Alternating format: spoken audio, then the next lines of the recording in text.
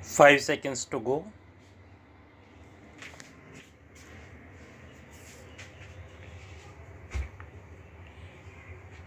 Start.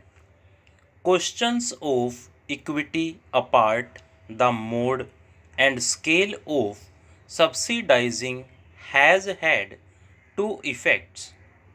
One has been to induce a faster rate of growth of enrollments at this level than is otherwise likely to have taken place. In several parts of the country, the fees charged for higher education have remained unchanged for decades, and the rising costs have been almost wholly covered by the subsidies from government. Higher education has therefore become almost free for those who are in a position to meet the other related expenses. The other effect has been to encourage in this sphere, particularly in the last decade, a kind of entrepreneurship with little commitment to the goals of higher education, where the rate of subsidy is high and the rest of the expenditure can be almost wholly covered by fees collected from students. A college can be started and run with very little exertion on the part of the sponsors. In Delhi, 95% of the excess expenditure of a college on all approved items over its income from fees is met by the University Grants Commission. The sponsoring body, whether it is a private agency or a local authority, needs therefore to cover only a very small fraction of the total expenditure on running a college. Naturally, there is no dearth of entrepreneurs for starting colleges with an eye on the patronage and influence they can exercise through their control over them. Though the extent of subsidy is not as high elsewhere, the position is not very different in several other parts of the country where liberal grants in aid are given by state governments to colleges. The main qualification required of the promoters of higher education under these conditions is only that they have the contacts for securing the necessary financial and other support from the powers that be, where the rate of subsidy is not so high. Some adjustments are called for. These are usually made in the fees charged from students and in the teacher student ratios maintained. Thus, the annual fee for undergraduate education ranges all the way from less than rupees 100 per student, the colleges in Rajasthan, to well over rupees 300 per student in Bombay.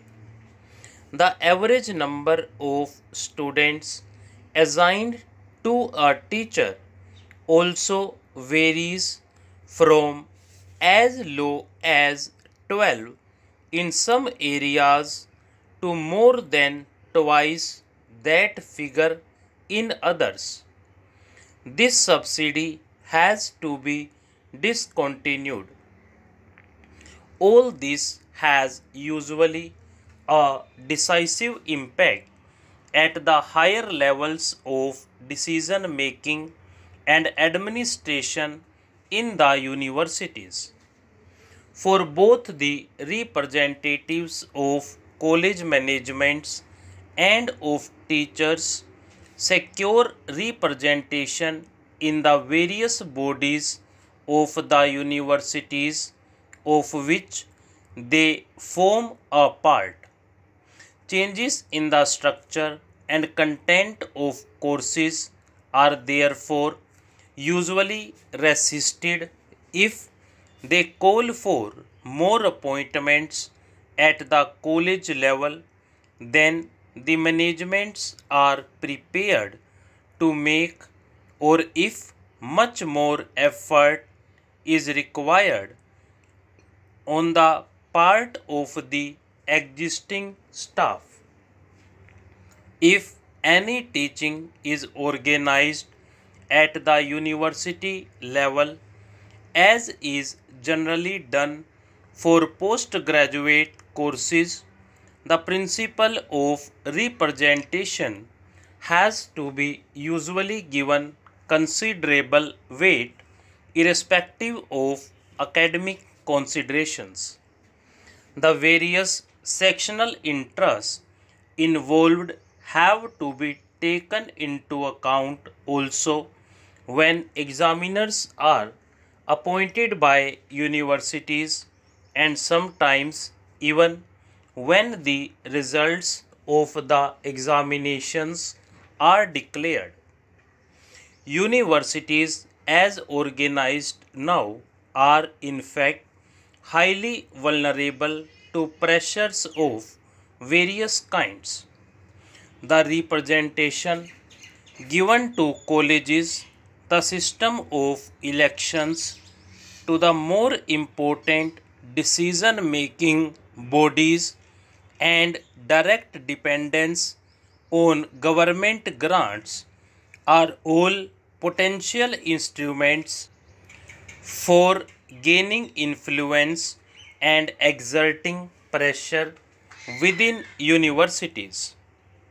It is not surprising, therefore, that when teachers and students are also free to participate in political activity, universities get affected very quickly by all the undercurrents and conflicts in the society of which they are a part.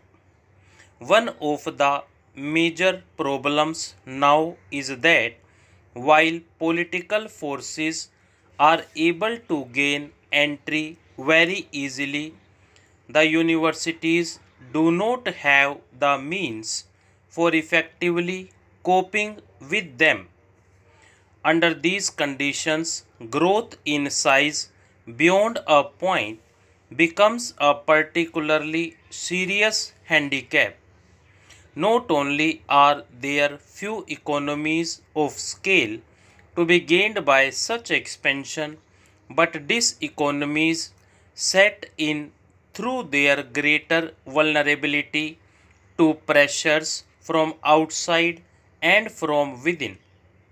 This has become a major problem for many Indian universities.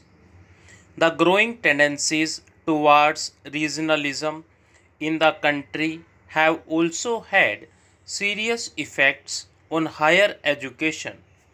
These tendencies are generally expressed in demands relating to the medium of instruction. Some of these demands are based on sound educational principles and are wholly justifiable, but in their most extreme form, they usually indicate either ignorance of the minimum requirements of higher education or inward looking conduct of a kind that places considerations of a selfish character above these requirements. In practice, both have been in evidence. More specifically, the problem arises when instruction at the postgraduate level is sought to be given in the regional languages. For most of the relevant literature at that level is usually not available. Stop.